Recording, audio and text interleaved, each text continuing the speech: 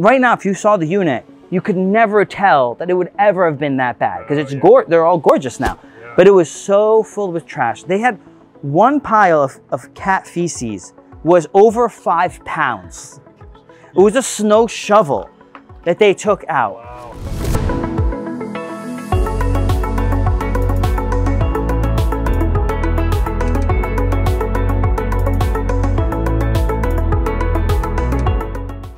Oh, really? So I'm buying a lot of ALFs right now and I'm converting them. Okay, what's the reason that they're coming online?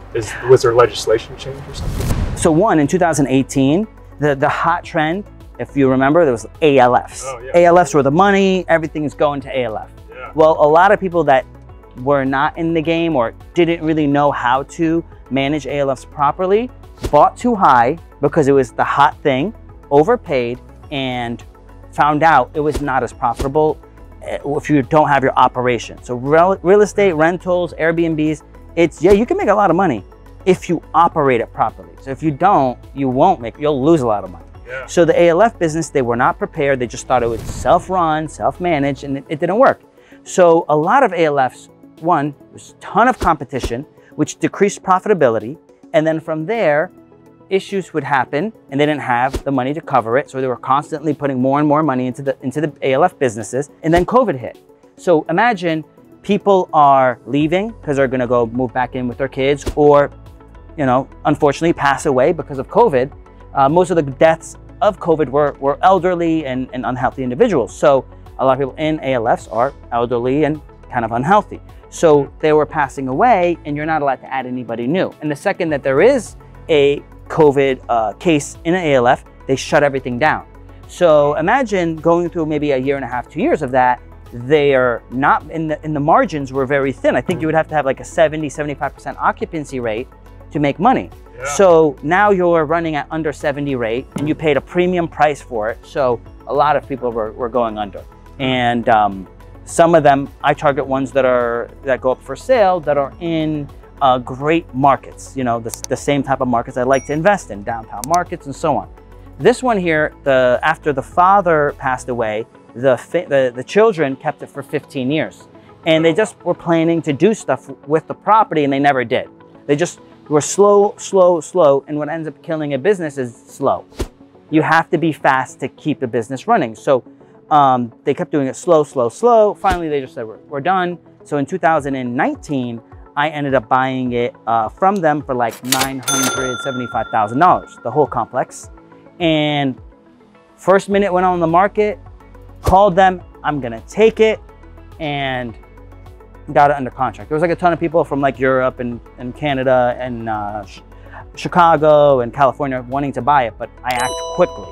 And I don't have to ask questions from a board. I just, I make my decision, I'm gonna buy it, done. What do you want? I'll give it to you. So there's not a lot of, the back and forth is very fast, so we can move along, right? Was it on the MLS or yes. LoopNet or what? MLS, I think it was MLS, okay. Yeah.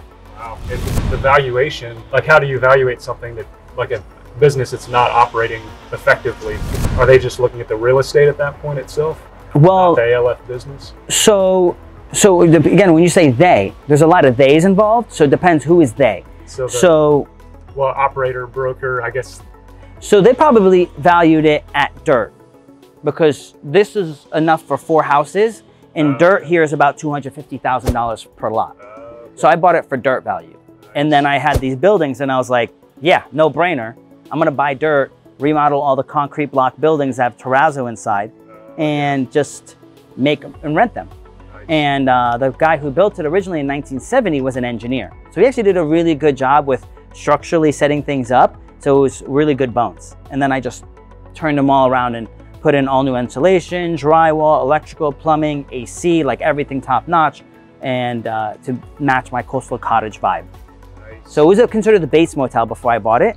And we have some videos of some pretty cringy units. Gotta see them now. Yeah, we walked into a unit and literally there was only enough space for you to walk through, and it was just trash.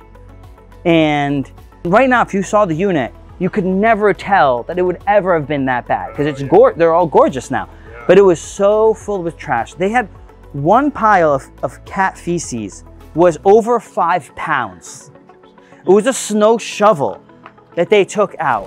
I put insulation between the units so there's less noise within the units. I put insulation on the property to reduce the electric bill. My electric bill for all 16 units was like $1,100.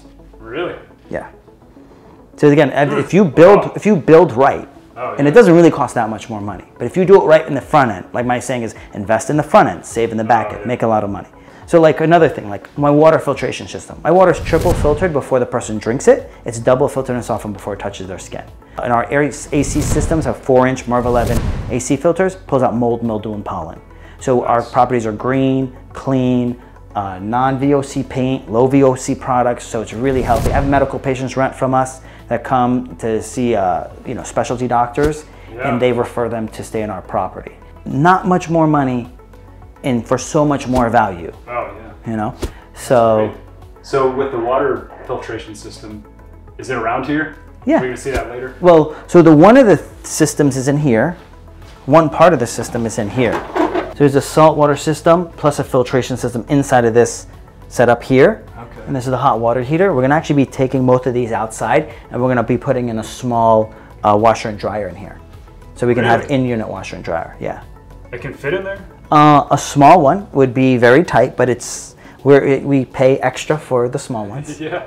And you can make it work. And the value for an in-unit washer and dryer is very high.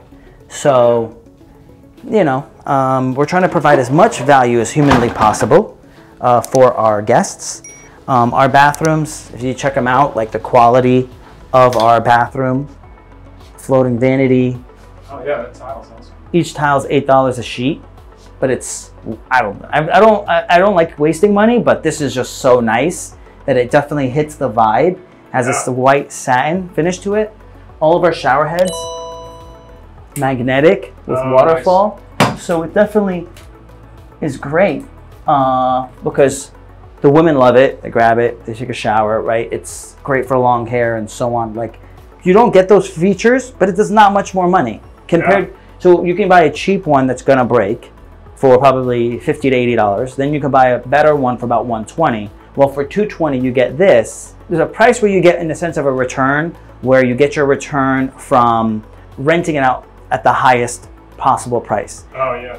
But there's another value that I consider, which is tenant retention. Totally, yeah. So when you provide something that brings them to stay, which is pretty, but then you give them something that's utilitarian, it makes them stay. Totally. So you draw them in and then you keep them in. And that's these things that cost more that you cannot put a dollar amount on it in the standard sense.